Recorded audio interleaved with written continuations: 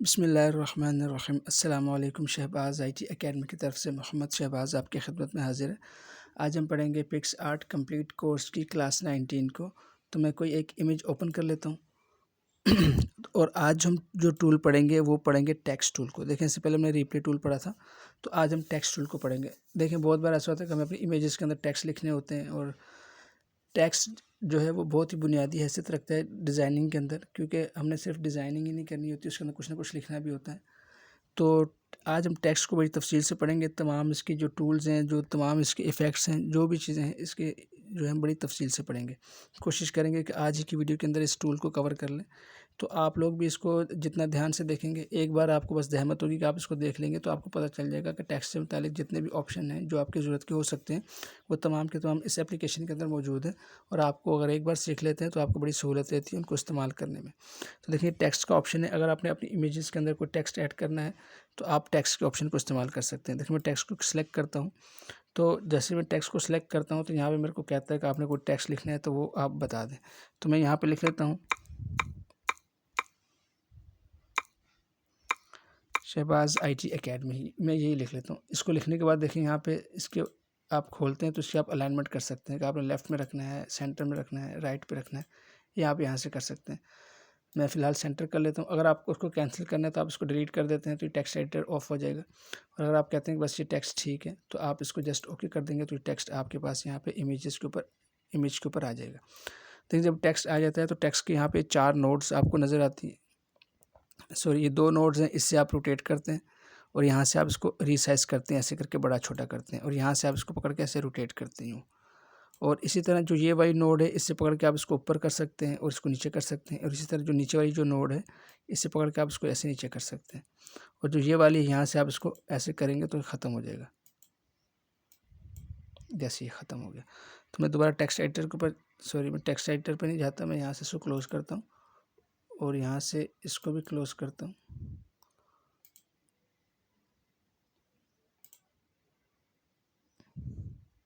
इसको क्लोज़ करते हैं और डिस्कार्ड कर लेते हैं और दोबारा से टेक्स्ट को जो है वो ओपन कर लेते हैं। तो यहाँ मैं दोबारा से लिख लेता हूँ एक बार, शहबाज़ आईटी एकेडमी। इसको मैं ओके कर देता हूँ।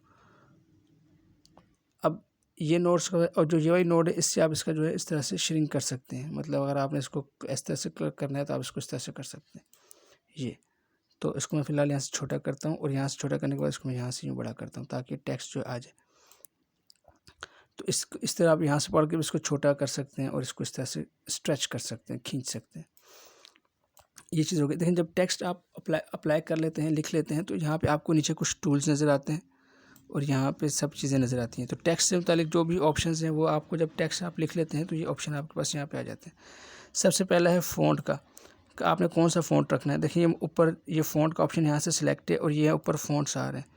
अब आप जो फ़ॉन्ट रखना चाहते हैं, आप इसको इस तरह स्लाइड करते जाएँ, तो आपके पास जो है वो फ़ॉन्ट अप्लाई होता जाएगा आपके टेक्स्ट के ऊपर, इस तरह से करके।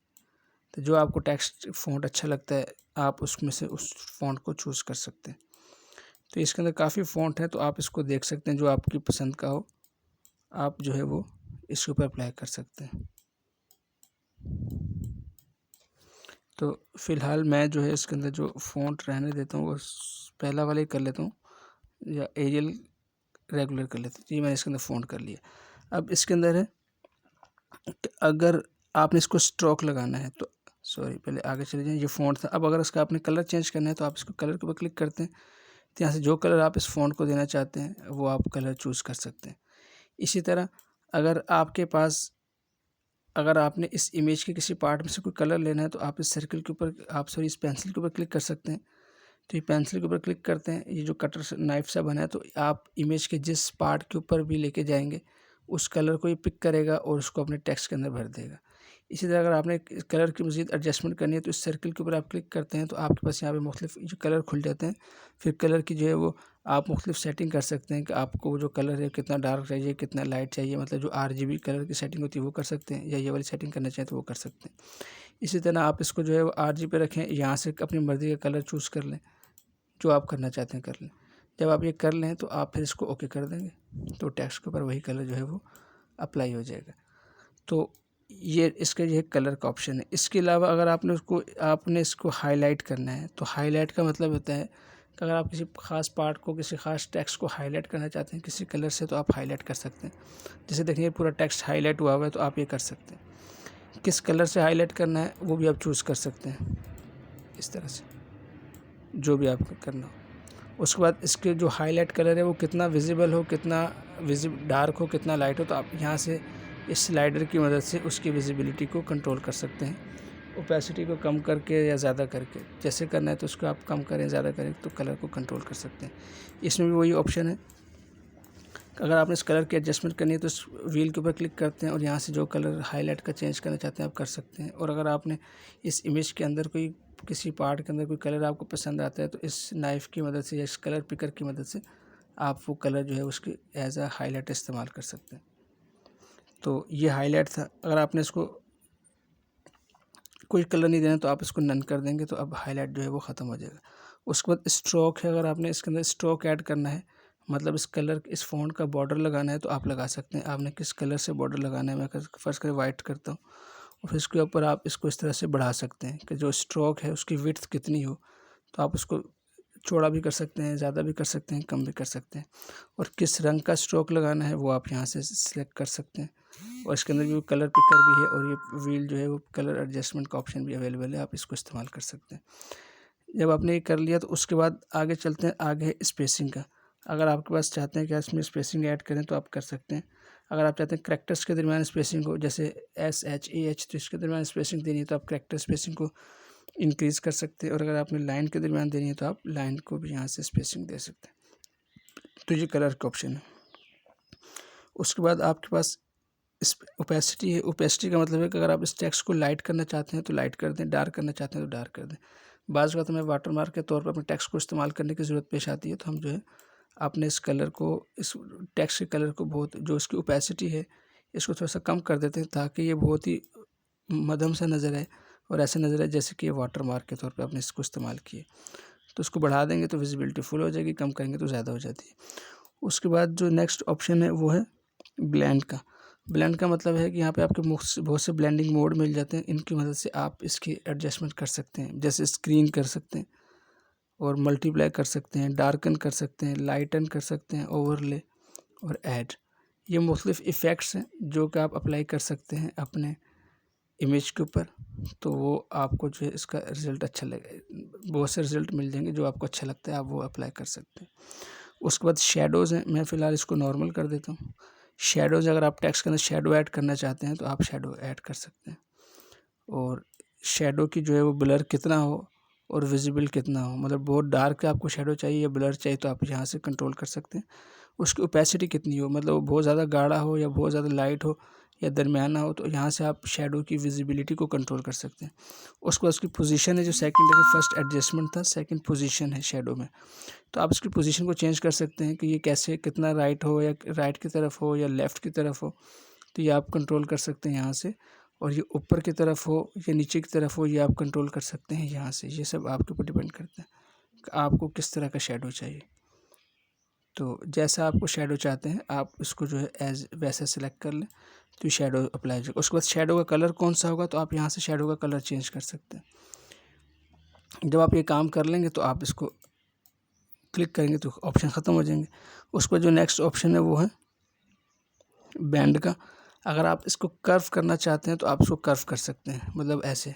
अगर आप चाहते हैं शहबाज़ IT अकेडमी ऐसे लिखा हुआ है, बाज़ का जब आप मोनोग्राम वगैरह बनाते हैं तो आपको इस तरह के जो कर्व करने पड़ते हैं, तो आप यहाँ से कर सकते हैं। देखें यूँ, आप चाहते हैं कि ये कुछ सर्टिफिकेट बना रहे हैं और सर्टिफिकेट को अपने इदारे का नाम लिखना चाहते हैं, तो आप जो है इसको इस तरह से बेंड कर सकते हैं जितना आपको ज़रूरत हो। तो ये बहुत ही अच्छा ऑप्शन है, देखें कितना सफाई से बेंड हो जाता है और बहुत ही खूबसूरत है। इसकी जो बैंड की जो ऑप्शन है, बहुत ही आपको फ्लेक्सिबिलिटी देते हैं कि आप अपने हिसाब से जितना इसको बैंड करना चाहते हैं वो बड़ी आसानी के साथ, बहुत ही सहूलियत के साथ आप कर सकते हैं। तो ये है, आप इसको ये है कि ब्लेंड कर सकते हैं, तो इसको कम भी कर सकते हैं, ज़्यादा भी कर सकते हैं। तो ये टेक्स्ट के मुतालिक कुछ ऑप्शंस हैं जिनको आप इस्तेमाल करके अपनी इमेजेस के अंदर टेक्स्ट को ऐड कर सकते हैं। और इसके अंदर बहुत सी चीज़ें आप कर सकते हैं टेक्स्ट को लेके, क्योंकि जब आप एक पोस्ट डिज़ाइन करते हैं तो उसके अंदर बैकग्राउंड के साथ साथ उसके अंदर टेक्स्ट को भी आपको ऐड करना पड़ता है। तो आप इन टेक्स्ट के ऑप्शंस को इस्तेमाल करके अपनी इमेजेस के अंदर टेक्स्ट को ऐड कर सकते हैं और इसके अंदर बहुत से इफ़ेक्ट्स लेके आ सकते हैं। तो उम्मीद है आप टेक्स्ट का जो टूल है आपको समझ आया होगा। जब अगर आपने इसको फाइनल कर लिया है तो वही बात है, आपने इसको क्या करना है, ओके कर देना है। अच्छा, ओके कर देंगे तो ये जो टेक्स्ट जो है ये हो जाएगा। अच्छा, इसके अंदर आपने जो भी चेंजेस करनी है वो टेक्स्ट जब तक एडिटर है इसको ओके करने से पहले करनी है, क्योंकि उसके बाद फिर ये इमेज का हिस्सा बन जाता है। इसके अंदर दूसरी ऐप्स की तरह जैसे पिक्सेल लैब में होता है या ऑटो डिज़ाइनर में होता है कि ऐप्स की लेयर्स होती हैं, तो इसमें ऐसा नहीं होता। इसमें इसकी लेयर्स उस वक्त तक होती हैं जब तक आप इस टेक्स्ट को एडिट कर रहे होते हैं। जब आपने इसको एडिट करके फाइनल कर दिया और इसको ओके कर दिया, यहाँ पे जो साइन लगा हुआ था, उसके बाद आप इसके अंदर कोई चेंजेस नहीं कर सकते। आप इसको रबर से तो मिटा सकते हैं, लेकिन वैसे जैसे लेयर के तौर पे आप इसको समझते हैं कि यार ये लेयर के तौर पे मैं इसको ट्रीट कर लूँगा, तो आप वैसा नहीं कर सकते। तो वो आपको उसी वक्त तक करना है जब तक आपके पास टेक्स्ट एडिटर ओपन हो, तो उसके अंदर आप कर सकते हैं। जैसे अगर आप टेक्स्ट लिख के अभी करेंगे तो अभी तो हो जाएगा, लेकिन जब आपने इसको फाइनल कर दिया तो उसके बाद फिर ये टेक्स्ट एडिटर काम नहीं करता। तो आप बहुत ही ध्यान से काम करें। जब आपको पता चल जाए कि हाँ भाई अब आपका जो टेक्स्ट है जो आपने किया है बिल्कुल इसकी पोजीशन भी ठीक है, इसकी अलाइनमेंट भी ठीक है, इसके कलर्स भी ठीक है, उसके बाद आप इसको ओके करें ताकि ये एक इमेज का पार्ट बन जाए। अब ये देखें एक इमेज का पार्ट बन चुका है। अब आप इसके अंदर चेंजेस नहीं कर सकते क्योंकि ये लेयर के तौर पर सेव नहीं हुआ, अब ये एक इमेज का हिस्सा बन चुका है। तो इसका आपने ख्याल रखना है कि जब टेक्स्ट को एडिट कर रहे हों या किसी के ऊपर जब हम इसके ऊपर कोई और इमेज लेके आते हैं तो उस वक्त तक एडिटेबल होती है जब तक आप उस टूल के अंदर ही इसको एडिट कर रहे होते हैं। जब आपने उस टूल से फाइनल करके इसको ओके करके बाहर ले आए तो अब ये लेयर नहीं होगी, ये पिक्चर का हिस्सा बन जाती है। तो फिर अब इसके अंदर आप एडिटिंग नहीं कर सकते। हाँ, इसको आप ये कर सकते हैं कि अंडू करेंगे तो ये ख़त्म हो जाएगा और रीडू करेंगे तो ये वापस आ जाएगा। लेकिन अगर आप चाहते हैं मैं इसके अंदर मज़ीद एडिटिंग कर लूँ, इसको थोड़ा सीधा कर लूँ, थोड़ा और कर्व कर लूँ, तो अब ये पॉसिबल नहीं है। उसके लिए अब आपको दोबारा से टेक्स्ट टूल में जाके इसको लिख के दोबारा से लेके आना पड़ेगा। तो इसका आपको ख्याल रखना है। तो उम्मीद है ये टूल आपको समझ आया होगा। तो आप इसको प्रैक्टिस करेंगे, इसको सीखेंगे तो इंशाल्लाह आपसे नेक्स्ट वीडियो में मुलाकात होती है। तब तक के लिए इजाज़त दें। अस्सलामु अलैकुम व रहमतुल्लाहि व बरकातुहू।